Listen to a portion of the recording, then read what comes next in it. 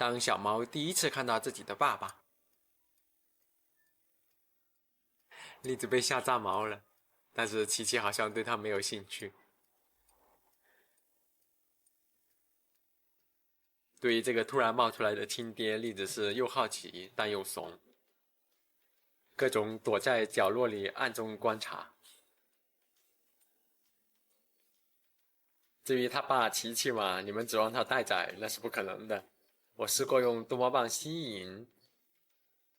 加美食贿赂，让他们站在一起都很难，更不要说带娃了。琪琪现在一心只有隔壁的小母猫，因为在繁衍后代这件事情上啊，公猫确实是没什么参与感的。不过即使他们没有见过面，琪琪也不会打他们，因为他对这个味道还是熟悉的。小猫身上一般就是妈妈的味道比较多啊。然后最搞笑的来了，不知道是刚刚见到他爸哪根筋抽了，现在栗子会莫名其妙的炸毛，对着我的镜头也会炸，然后这样螃蟹走过来，